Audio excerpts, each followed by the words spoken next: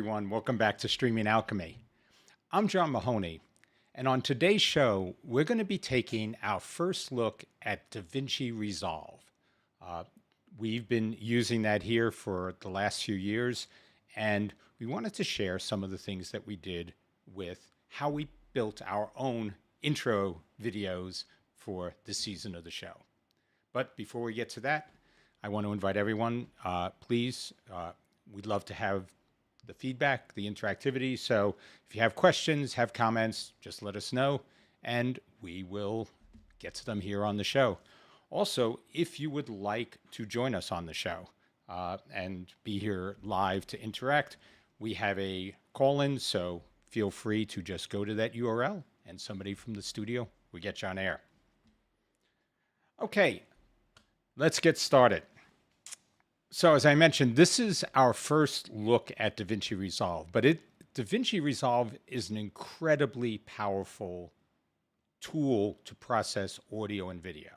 In addition to being just an editor, it has compositing tools. It has something called Fusion, which allows you to create node-based effects and templates. It has audio processing with all different types of audio control. So it's really an incredibly powerful tool, and there is a version of it that is free and basically almost the same capability as their paid version, which is $300 for the paid version. So definitely, we think it's a worthwhile topic to add to our repertoire of topics that we cover here on Streaming Alchemy. And hopefully you guys will find this interesting too, but just let us know, because we really want to make sure we're talking to what you're interested in. So let me show you a video here, which is running from Resolve, of what it is we're going to go through as we do this show.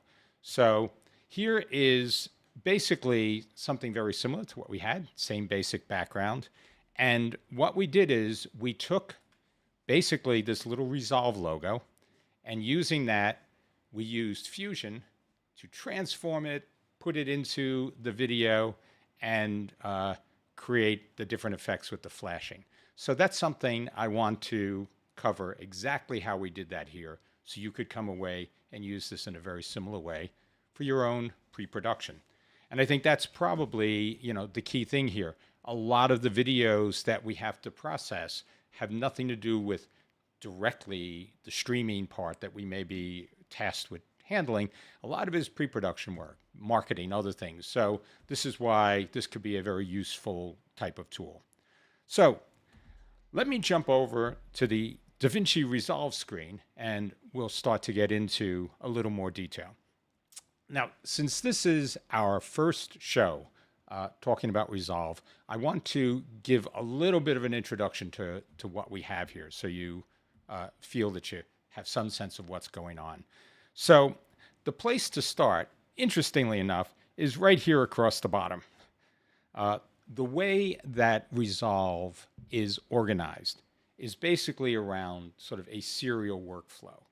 The media page is one page, and this is where all the assets you bring in, your video, your stills, any types of audio that you want to integrate. That's all goes under the media tab, and you can import it, you can transform it, and you get to basically, you can preview any of these things to look at them to make sure, they look like you want. The next page, sort of these tabs across the bottom, the next page over is called the cut page.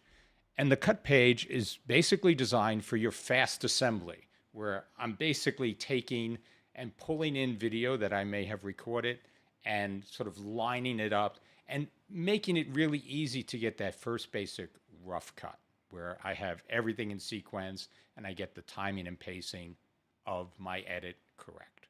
And that's really what goes on the cut page. The edit page is where you can do a lot of the more advanced things, where as you add effects, as you add audio, and sort of have these different types of JKL cuts, where you may want to have one audio playing under a different video, all of those types of things. That's all done in the edit page. The next page, which we're going to spend some time in, is the Fusion page. And Fusion is basically a node-based compositor effects generator. And so we'll go into that next, but that is, definitely a page that most people just skip over. The next page over from there is all about color correction.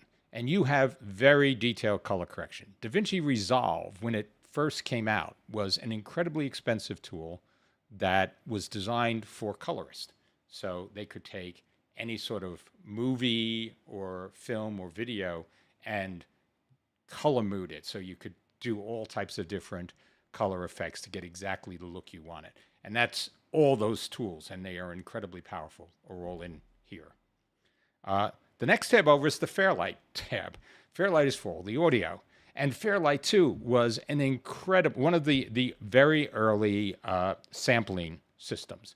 Incredibly powerful, used, by, in the earlier days, so in the 80s, it was used as a production tool for manipulating digital audio. And it really was incredibly powerful for that. And then the last one is the Deliver tool. This is basically where you can take and say, how do I render out everything that I've done? What formats do I want that in?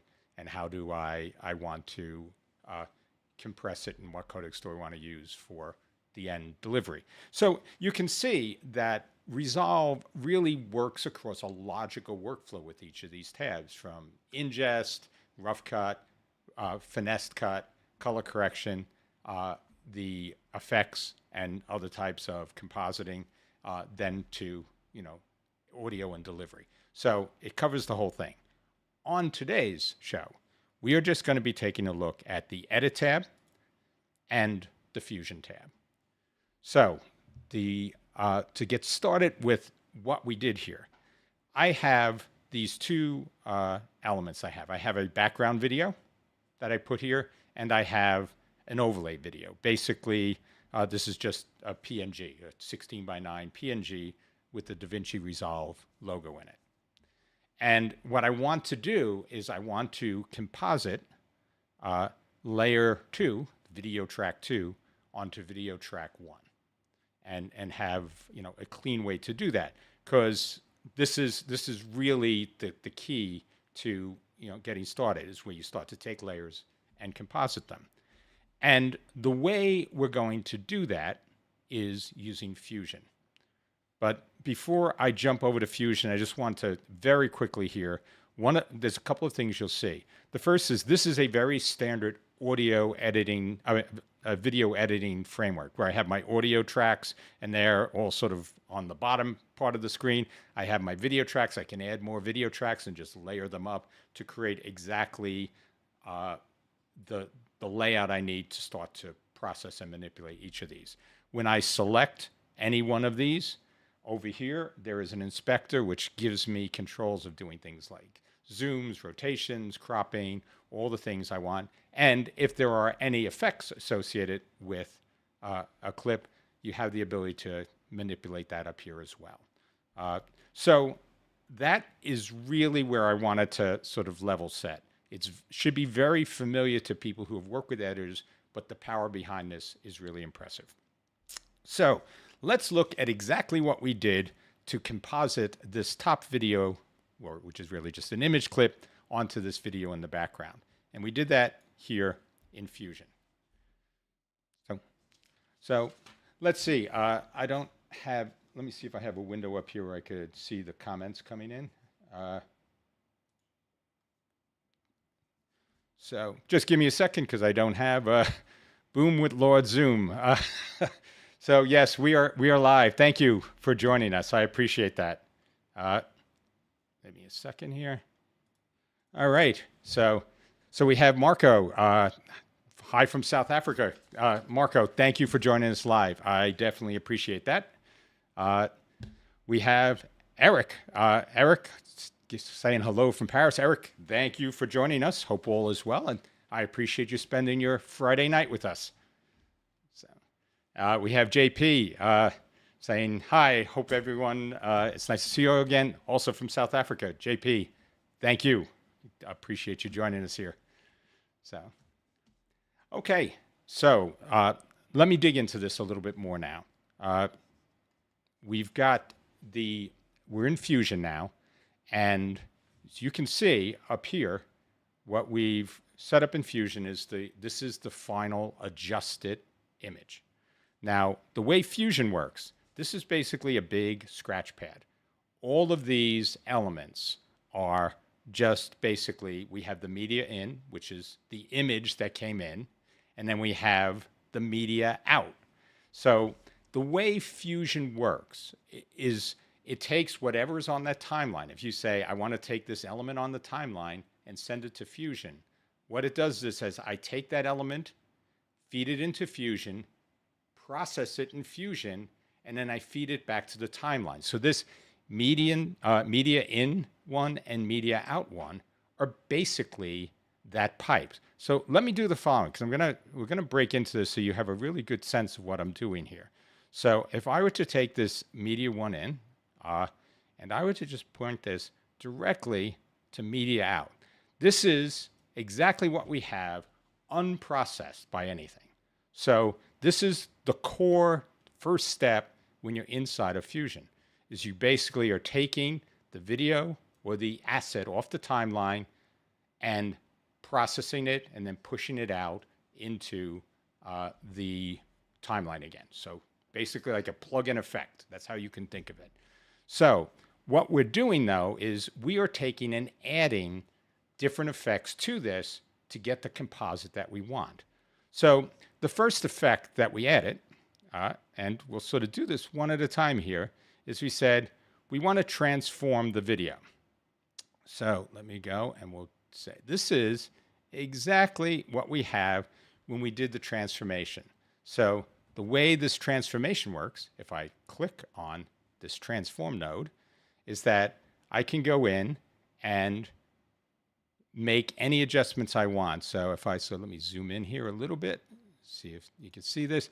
So if I come here, I can take and basically move this around and sort of size it to match it up exactly with what I want on the background video.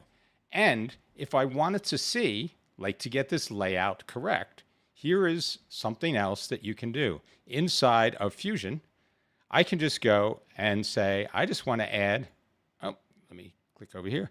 I just want to add the video that I'm going to composite this over.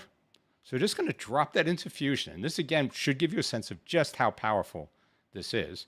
I can drop this into Fusion. Let me zoom this to fit again. And I can say what I actually want to do is I'm going to take and push this, see if I can merge these two. Yeah, I'll just take him off and put him here as the output, and I'll merge this in. So now what I've done here is this is the first step that we've done with the composite. I have taken this, done the transformation, and I just put this over a background image. So again, this is the power in this. I added this image in, this video in, so I could lay everything out and get this lined up exactly. And now all I'm doing here is I'm merging these two together. I'm taking the transformed video at the top layer, and I'm doing the merge here in the bottom layer, and I'm sending that out. But what we wanted to do was do a little bit more to this. So again, as you can see, all of these things are nodes. So if I want to, I can turn around and say, I want to now add a drop shadow under this. So I can take, let me sort of unhook this. So I just move this around, and we'll push this in here, and we'll plug this in and sort of do the full thing. So now, if you look, what did I do?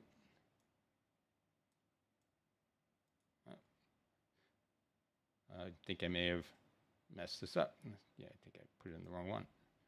Yes. So what I've done here is now I've taken this video, this image, and I've put a small drop shadow, and you can just see that. So if I go up here and I turn this on and off, so let me just turn the drop shadow on and off, you can just see it just adds that little extra bit of darkness under to give this a little bit of depth. So that's off and that's on. So that was something else that I just added, again, to give it a little bit more realism and help with making this composite happen. So the last thing I wanted, though, if you remember when I played the original video, I have the logo here flashing a bit. So it looks like this is a processor, so it looks like it's working, it's doing something here. And that's something where I add it with a Flickr node. So how this would work then is I can just go and say, let me take and put this into Flickr, and I'm going to put that, and I'm going to put that Flickr into the merge. And now, if you look at, as I move this, I'm sort of playing the live video, you can see how the icon on top is now flickering. So if I play at regular speed, you'll see it has that sort of blinking effect here. And this is what I've done with all this. So I've just taken this, if I come back to the node graph, I've taken the video in, or the image in from the timeline. I've transformed it, added a drop shadow. Then I've added flicker to the end of it. And basically, I use these here just as a reference so I could see what I wanted. But what I really want to do now is I'm going to turn this off, and I'm going to move this right to out. So now what I've done here is I have this straight pipeline of asset in, transformation, drop shadow, flicker control, and push that back onto the timeline. So we'll get rid of these because we don't need these here. So that is basically how you can create these types of composited effects inside of Resolve. Now, if I go back to the edit, you can see all of this is here exactly the way I had it. And you can see the drop shadow, the flicker, and everything else. And that's, now we just composited that over the same video here, but we did it on the timeline. So that means if I had different looks or different things, but with the same basic layout, I could replace the video pretty easily and just have this come in here. But that was a lot of work. So if I go back in, Fusion gives us a couple of ways to make this simple. But the first one it does is it says you can take all the functionality that you used inside of Fusion here. And so you can just grab this and say, what I want to do is I want to save it as a macro. So you can go here and you can say, I want to create a macro. Now, when you get this, it's sort of like, whoa, what just happened? Every one of these nodes inside of Fusion has variables that you can set up and adjust. So like the flicker is, how do you want the flicker to look? How often do you want it to flicker? How intense do you want it? The transformation clearly has a lot of variables to how I want to position things. Drop shadow as well. All of those elements here, all of those controls are highlighted here. So this is basically, if you sort of follow exactly what we had, this is basically everything for the video as it came in. And then we do the transformation, the drop shadow, and the flicker. And each of these, if you look, these are all the controls that I have available to me in each of these nodes. And so that's part of it. We are just going through this at a very high level to get you comfortable with the concept of building these node-based flows. But all of these are the elements that you can control. And what this lets you do is it says, if you want to create a macro with this, this now will let you say, which controls do you want to make visible in the macro? So somebody isn't going to be presented with 150 different control points. You can turn around and say, these are the 2 or 3 or 5 or 10 controls I want to make visible.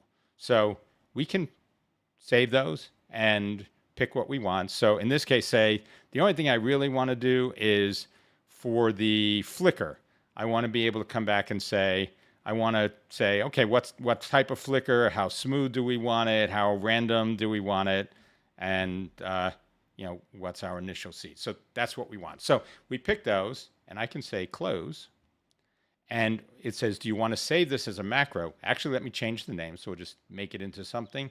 So we'll say demo, SA demo. So we put this here. And when I close this, it says save the changes. So now what this is doing is creating a file that's called a setting file. And the setting file packs all this stuff together. It's basically a way that Resolve and Fusion store all this. So I place this here, and this is an SA demo setting. So now, if I wanted to use this in the future, here is how that would happen. So let me go, and I'm going to just create a new timeline so we can start working. Let me go back to the edit page. So I'll create a new timeline here, and we'll just call this demo. And on this new timeline, we're going to do exactly what we did before. We're going to put, this is our background video, and we're going to put a logo in front of it. So, okay, so we're just going to use, this DaVinci Resolve. We'll do exactly the same thing as we did before. And let's see, we'll spread this out to about there. That's about right. So now, if I put this here, if I click on this and I go into Fusion, I now have nothing here. But if I want to make this change happen, what I can do is I can say, I want to add a node. And now this node that we set up is SA demo. So we set this up. So if I come here and say, I want to add that node, let me take this out. I didn't need to do it that way. So let me get rid of this. And if I say SA demo is now the first node, put this into here.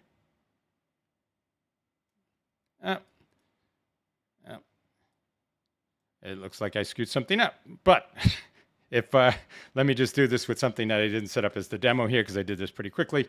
So if I come in here and say, let me just add SA place logo, and we add that here. Now, if I come here and drag this into SA place logo, and I drag this out to media out, you now see that that asset is correctly placed. And if I go back to the edit window, you can now see that this was done, exactly as I wanted to have laid out. So that should give you a very clear view of how this would actually set up.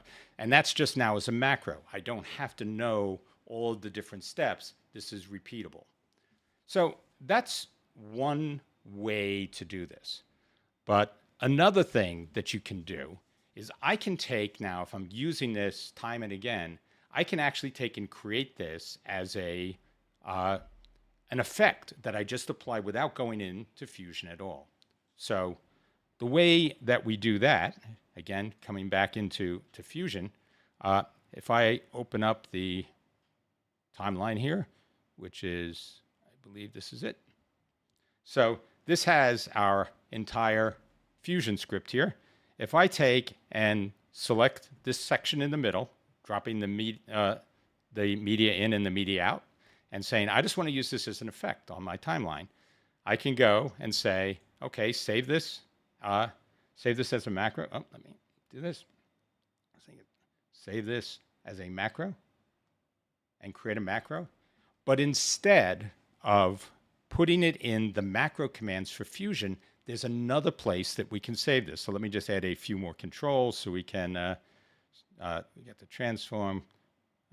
So do this in Flickr. So add a few more controls here just so we can show at the end the flicker type, the range, the speed, the smoothness. So if I save this here, I can turn around and say, I want to do this SA demo.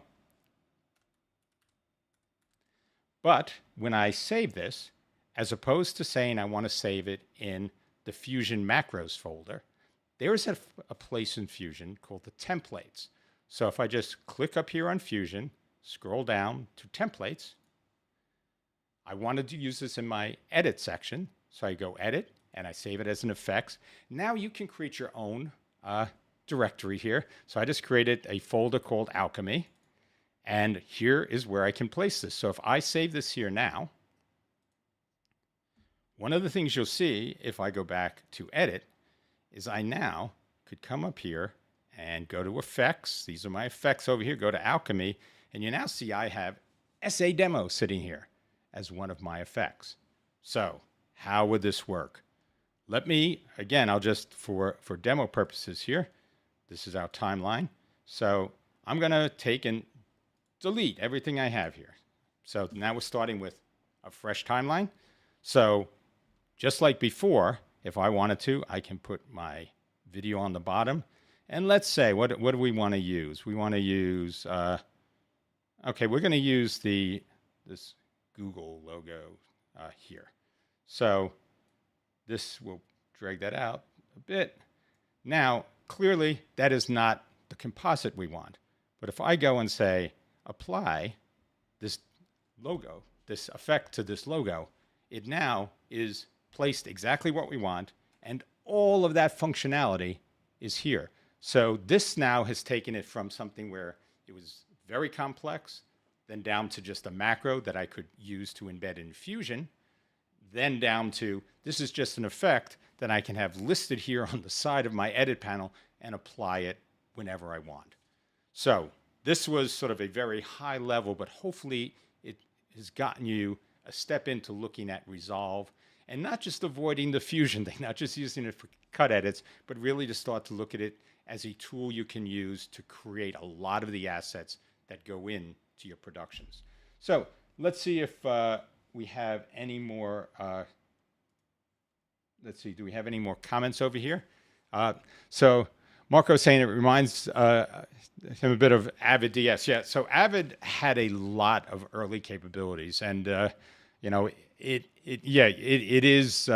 was discontinued. And in fact, I'm not sure. I had heard that Avid they were sold, and now they are either up for sale or, you know, being somehow liquidated, or their assets. I could be wrong with that, but I had just read that somewhere. So yeah, it's a shame because Avid has had some great products. And, you know, the things that, you know, a node-based workflow, I mean, which is part of what Marco is talking about that they had, having that ability inside an editor makes life so much easier because it saves what would traditionally be called round tripping. So if I wanted to do something, say with Premiere and After Effects, the having to take myself out of my editor, go into something else, do the work there, and then take the result of that and send that back into my editor, that is done very elegantly inside of Resolve, where it basically says, if you activate Fusion on a clip inside of the editor, it does that round tripping for you. That thing where media in one and media out one, that is the round tripping. And then it just says, okay, now do what you want in the middle. And I'll just take and push that back into the timeline when you're done. So definitely a very, very powerful tool for doing that type of framework. While we are still going here, let me just show you something else that you can do, because I sort of touched on it with a few things. And that is, you can actually create much more sophisticated composites in Fusion. And so this is something that we were doing just to sort of take a look at how we can put together, so I'll sort of do this over here. So this is something that I did that basically has this video here. And what we're saying is, I want to take whatever video I have on this video line, and I want to insert it into a monitor, add a little bit of a glow and make it fit. But also recognize that this monitor is part of a moving shot. So we're also doing tracking inside of here. So again, this is that next level of capabilities that you have. And you know, if you go in here and you sort of look at this now, it's the same basic model we're using. We're taking something in, we're adding a glow. We are taking a second video in. So that's the other thing here. When I put that one video on the timeline, I'm actually adding a second video and building a composite. So say you had a show intro that you wanted to use all the time, which had, you know, common elements, but you just wanted to change a few things. This is something you could do where you just say, okay, I'm just going to put clips and do effects on top of those clips, and they'll composite automatically for each step of a program intro I want to do. So you get exactly that, even with sophisticated things like image tracking, where it's placing that video inside the monitor as things move. So again, a very powerful framework, even for very, very sophisticated things. All right, so let me see, do we have any other comments or questions here? So, okay, I think we're good. So why don't we wrap this, and we can jump now into our post-show hangout, and we can talk about anything you want. So if you can join me, we'll be there. We'll be up in a minute. If not, thank you for taking the time to watch this first part of the show, and we'll see you next week.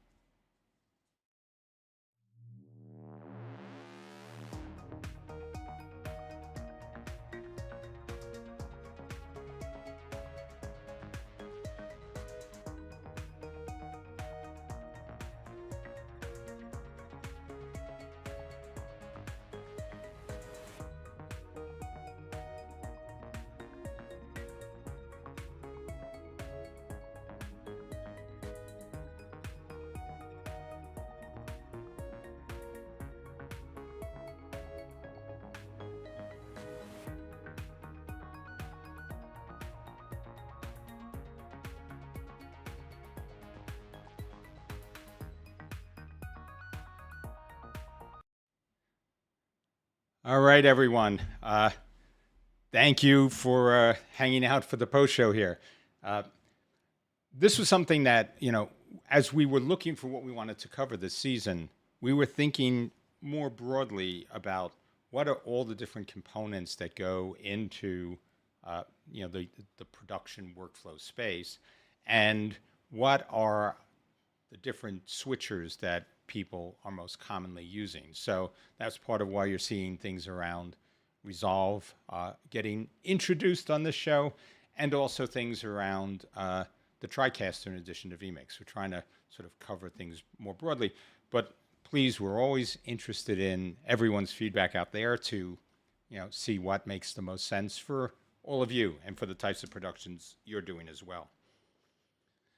So what really inspired us doing this was we looked at the work that we had when we were putting all the opening elements together for this season.